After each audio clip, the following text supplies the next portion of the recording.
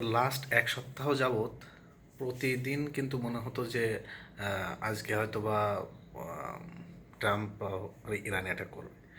আমি তো প্রতিদিন শোয়ার সময় ঘুমানোর সময় ভাবতাম যে হয়তো কাল সকালে উঠে দেখবো যে ট্রাম্প হয়তো অ্যাটাক করে দিয়েছে।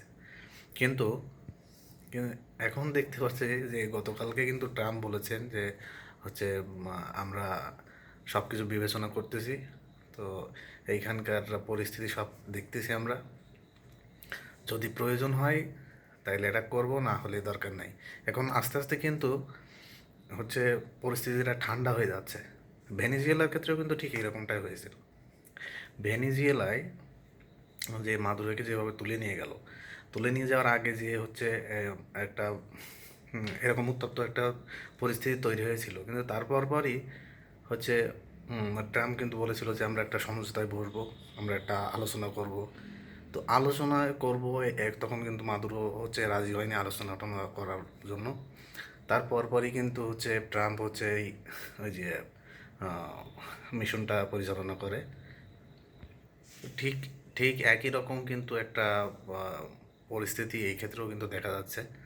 দেখেন, গতকালকে ট্রাম্প হচ্ছে একটা সংবাদ সম্মেলন করে। সংবাদ সম্মেলনে কি বলেছে? সংবাদ সম্মেলন করে বলতেছে যে আমরা হচ্ছে ওইখানকার একটি বিশ্বস্ত সূত্র থেকে খবর পাইছি যে ওইখানকার যে ওই যে যাকে ফাঁসি দেওয়ার কথা ছিল বিক্ষোভকারী, ওর ফাঁসি হচ্ছে না। এবং এবং বিক্ষোভ কিছুটা কম হয়েছে, বিক্ষোভ কম হয়েছে এবং সেই সাথে সাথে পরিস্থিতি, ইরানের যে পরিস্থিতি এখন আগের থেকে একটু স্বাভাবিক অবস্থায় আসতেছে। তো এই এই কথা কিন্তু বলেছে। এখন দেখেন, এই কয়দিন যাবৎ এত উত্তপ্ত একটা পরিস্থিতি ছিল, হঠাৎ এক দুই দিনের ভিতরে পরিস্থিতি একেবারে ঠান্ডা হয়ে গেল।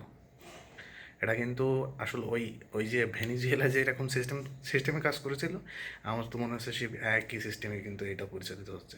তো দেখেন, এই সব কিছু ঠান্ডা হয়ে গেছে এবং একদিন দেখবেন হঠাৎ করে হচ্ছে অ্যাটাক করে দিতেছে ইরানের উপরে। এর ওরা তো মনে করেন যে এত একটা ইন্টেলিজেন্ট, মানে এত বুদ্ধিমান ওরা,